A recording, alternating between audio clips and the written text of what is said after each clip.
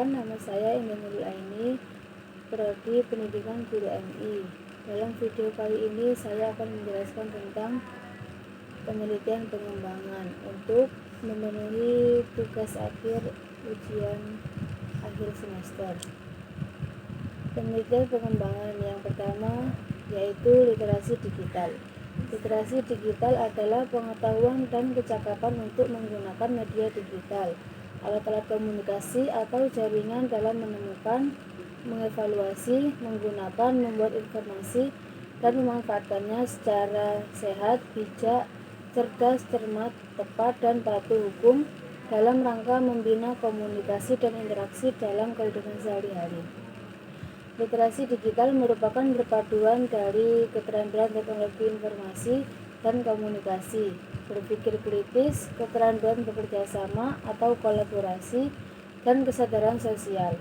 Literasi digital bertautan dengan pengetahuan dan penggunaan teknologi digital secara efektif, kemampuan menganalisis dan mengevaluasi informasi digital, mengetahui bagaimana bertindak secara aman dan tepat di ruang maya, serta memahami bagaimana, kapan, mengapa, dan dengan atau siapa, kepada siapa teknologi itu digunakan. Penyalahgunaan teknologi digital kadang ada beberapa masalah seperti menyebarnya berita atau informasi hoaks, ujaran kebencian, cyberbullying, dan intoleransi di media sosial. Itu berlaku di semua kalangan, orang tua, guru, masyarakat yang tidak bertanggung jawab dan berperan penting dalam mencetak generasi yang memiliki kecakapan literasi digital. Untuk penelitian pengembangan yang kedua yaitu pengembangan pembelajaran. Yang pertama, model-model pengembangan media pembelajaran. Model yang pertama, model Azure. Model Azure adalah suatu model yang diformulasikan untuk kegiatan belajar mengajar atau disebut juga model berorientasi kelas. Yang kedua, model ADDIE merupakan suatu model yang sifat desain pembelajarannya lebih energik. Salah satu fungsinya ADDIE yaitu menjadi pedoman dalam membangun perangkat dan infrastruktur program pelatihan yang efektif, dinamis, dan mendukung kinerja pelatihan itu sendiri. Yang ketiga, model CAM adalah sebuah pendekatan yang mengutamakan sebuah alur yang dijadikan pedoman dalam penyusunan perencanaan program. Yang keempat, model Think and Carry. Perancangan pengajaran menurut sistem pendekatan model Think dan Carry, yaitu model pengembangan ini ada kemiripan dengan model CAM, tetapi ditambah komponen melaksanakan analisis pembelajaran. Terdapat tahap yang akan dilewati pada proses pengembangan dan perencanaan tersebut. Yang kelima, model Hanafin dan Peck. Model Hanafin dan Peck adalah model desain pembelajaran yang terdiri pada 3 fase, yaitu analisis keperluan, fase desain, fase pengembangan, dan implementasi. Yang keenam, model Gagne and Briggs. Pengembangan desain instruksional model Briggs ini berorientasi pada rancangan sistem dengan sasaran guru yang bekerja sebagai perancang atau desainer kegiatan instruksional maupun tim pengembangan instruksional yang anggotanya meliputi guru, administrator, ahli bidang studi, ahli evaluasi, ahli media, dan perancang instruksional. Yang ketujuh, model Borg dan Gall mendefinisikan penelitian dan pengembangan sebagai suatu usaha untuk mengembangkan dan memvalidasi produk-produk yang digunakan dalam penelitian. Yang kedelapan, model 4D. Model pengembangan perangkat 4D. Model ini terdiri dari 4 tahap pengembangan, yaitu define, design, develop, and disseminate, atau diadaptasikan menjadi model 4D, yaitu pendefinisian, perancangan, pengembangan, dan penyebaran. Yang kedua, jenis-jenis pengembangan media pembelajaran. Yang pertama, media audio. Macam-macam media pembelajaran audio berfungsi untuk menyalurkan pesan audio dari pengajar ke peserta didik. Media audio berkaitan erat dengan indera pendengaran. Yang kedua, media visual. Macam-macam media pembelajaran visual adalah media yang hanya mengandalkan indera penglihatan. Jenis media pembelajaran visual menampilkan materialnya dengan menggunakan alat proyeksi atau proyektor.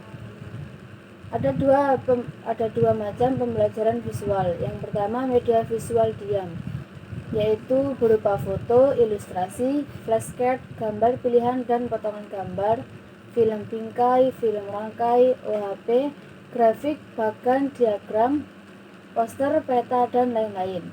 Yang kedua, media visual gerak, yaitu berupa proyeksi bergerak seperti film, bisu, dan sebagainya. Yang ketiga, media audiovisual. Macam-macam media pembelajaran audiovisual merupakan media yang mampu menampilkan suara dan gambar. Ada dua macam karakteristik media audiovisual. Yang pertama, media audiovisual diam, yaitu seperti TV, film rangkai bersuara, halaman bersuara, dan buku bersuara. Yang kedua, media audiovisual gerak, yaitu berupa film TV, film bersuara, gambar bersuara, dan lain-lain. Yang keempat, media serbaneka. Macam-macam media pembelajaran serbaneka merupakan suatu media yang disesuaikan dengan potensi di suatu daerah, di sekitar sekolah atau di lokasi lain atau di masyarakat yang dapat dimanfaatkan sebagai media pengajaran. Contoh macam-macam media pembelajaran serbaneka diantaranya adalah papan tulis, media 3 dimensi, realita, dan sumber belajar pada masyarakat. Yang kelima, gambar fotografi. Gambar fotografi diperoleh dari beberapa sumber, misalnya dari surat kabar, lukisan, kartun, ilustrasi. Foto yang diperoleh dari berbagai sumber tersebut dapat digunakan oleh guru secara efektif dalam kegiatan belajar mengajar dengan tujuan tertentu. Yang keenam, peta dan globe. Macam-macam media pembelajaran berikutnya adalah peta dan globe. Ini berfungsi untuk menyajikan data-data lokasi, seperti keadaan permukaan yang terdiri dari bumi, daratan, sungai-sungai, dan gunung-gunung, dan tempat-tempat serta arah dan jarak. Yang ketujuh, penelitian pengembangan yang ketiga, yaitu integrating social media to promote student-centered learning.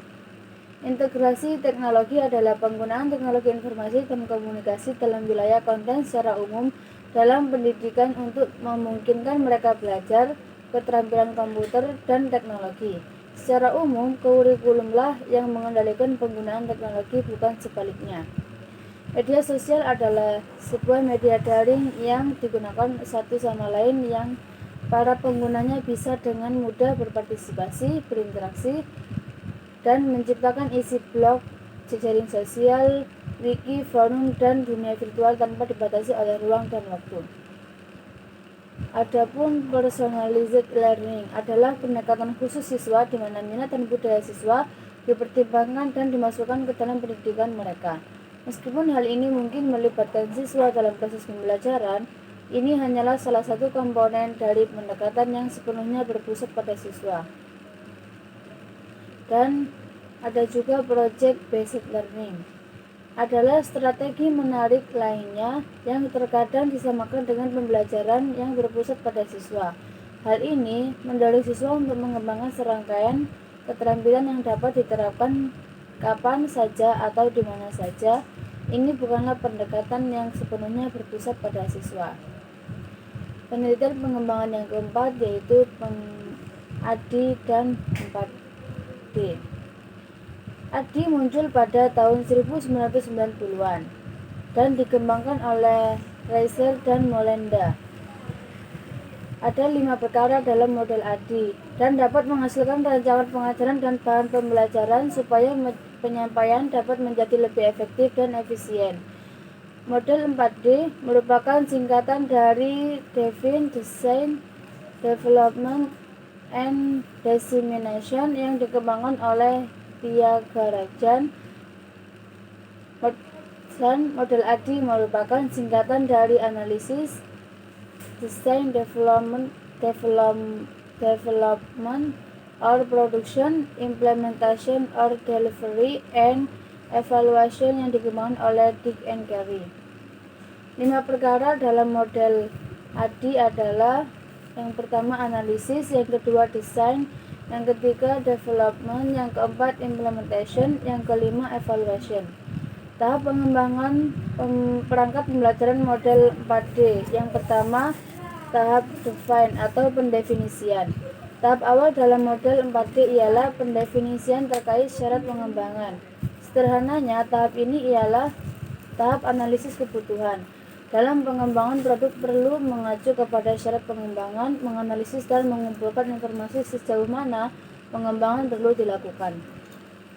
Yang kedua, tahap desain atau perancangan. Perancangan ada 4 langkah yang harus dilalui pada tahap ini, yaitu constructing, criterion, reference test atau penyusunan standar test, media selection atau pemilihan media, format selection atau pemilihan format, dan initial design atau rancangan awal.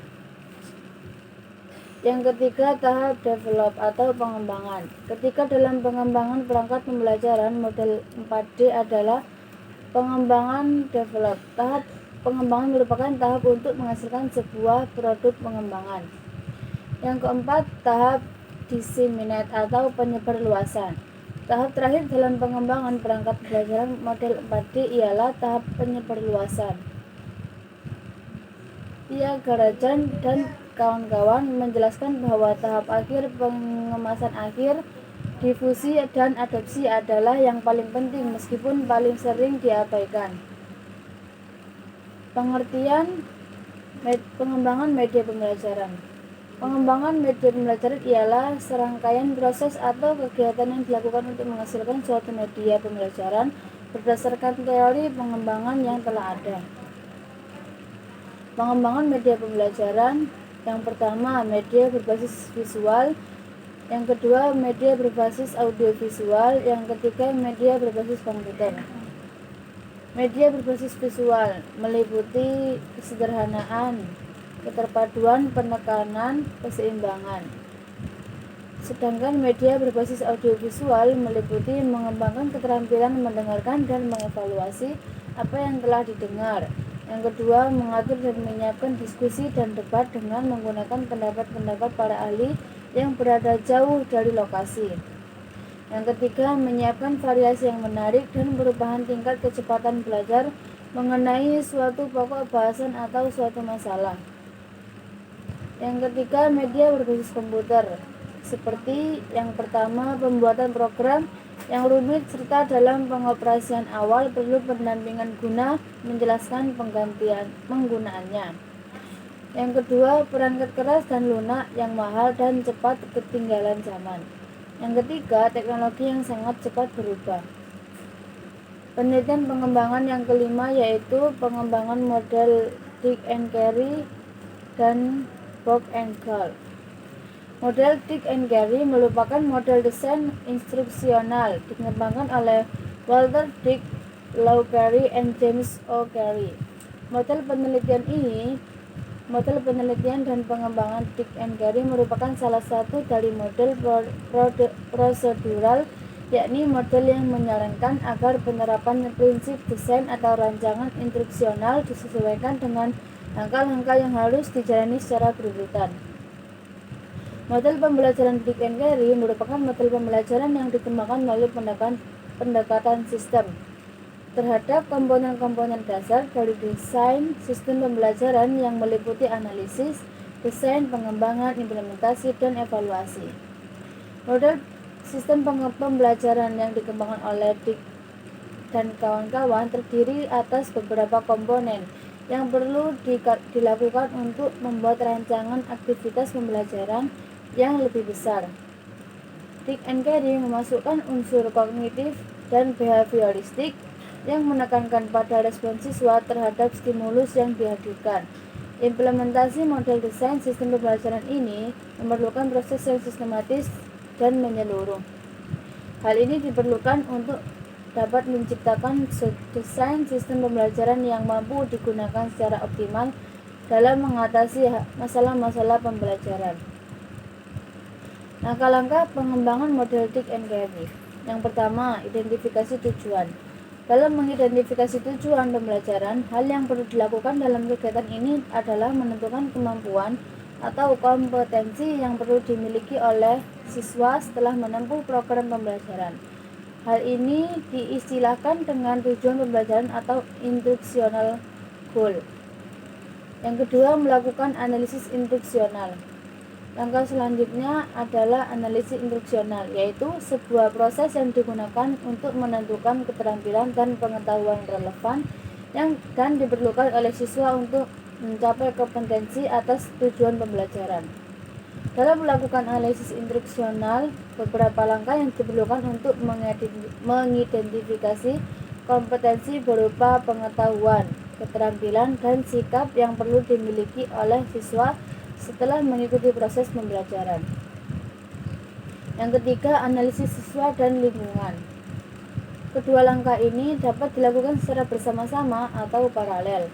Analisis konteks meliputi kondisi-kondisi terkait dengan keterampilan yang dipelajari oleh siswa dan situasi yang terkait dengan tugas yang dihadapi oleh siswa untuk menerapkan keterampilan yang dipelajari. Analisis terhadap karakteristik siswa meliputi kemampuan aktual yang dimiliki oleh siswa, gaya belajar, dan sikap terhadap aktivitas belajar.